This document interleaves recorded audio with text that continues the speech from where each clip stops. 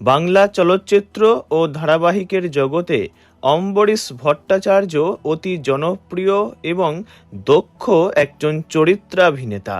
2007-এ রাজা গজা TV show দিয়ে অভিনয়ের যাত্রা শুরু হয়েছিল তাঁর।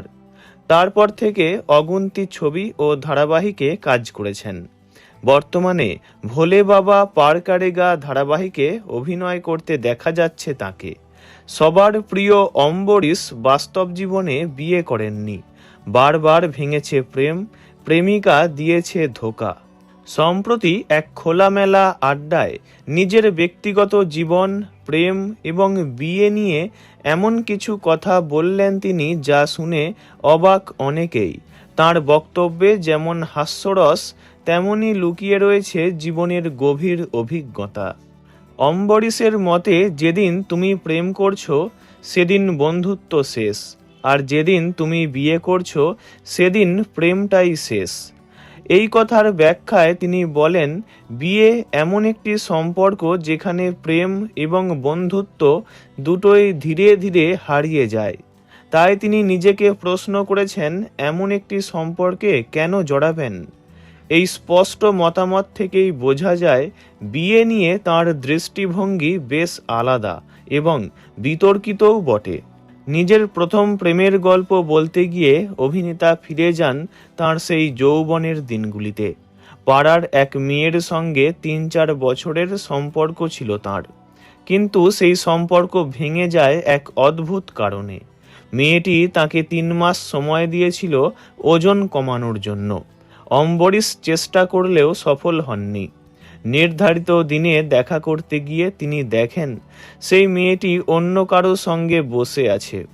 সেই দৃশ্য তাঁর মনকে বড় ধাক্কা দেয় এবং সেই দিনই তাঁর প্রথম প্রেমের ইতি ঘটে। আরেকটি সম্পর্কের কথা তিনি শোনান যা আরও নাটকীয়। এক বড় বয়সী মহিলার সঙ্গে তাঁর প্রেমের সম্পর্ক গড়ে ওঠে, কিন্তু হঠাৎ করেই সেই সম্পর্কের যোগাযোগ বন্ধ হয়ে যায়। দোলের দিন তিনি খুঁজতে খুঁজতে পৌঁছে যান মেয়েটির বাড়িতে। দরজা খুলেই ওই মহিলা জানান তিনি আরেকজনের সঙ্গে সম্পর্কে জড়িয়েছেন। দরজা বন্ধ হয়ে যায় অম্বরীশের মুখের উপর। চারিদিকে তখন রঙের উৎসব, আর তিনি কাঁদতে কাঁদতে হেঁটে ফিরছেন। এই দৃশ্য যেন সিনেমার মতোই বেদনাদায়ক ছিল বলে জানিয়েছেন অভিনেতা। অম্বরীশের কথায়, এখনকার বয়সে এসে প্রেম মানেই অধিকাংশ ক্ষেত্রেই বিয়ের প্রত্যাশা, কিন্তু তিনি এখনও নিজেকে কেবলই প্রেমিক হিসাবেই দেখতে চান। কোনো বাঁধনে আর আবদ্ধ হতে চান না তিনি। অতীতের সেই প্রত্যাখ্যান, বারে বারে ভেঙে যাওয়া সম্পর্ক আর হৃদয় ভাঙার এই ঘটনাগুলিই কি তাকে আরও পোক্ত করেছে, নাকি এটাই তাঁর জীবন দর্শন? এই প্রশ্নের উত্তর খুঁজতেই এখন আগ্রহী অনুরাগীরা।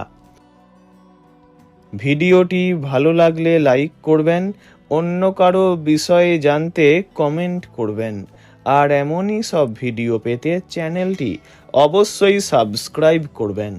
ধন্যবাদ।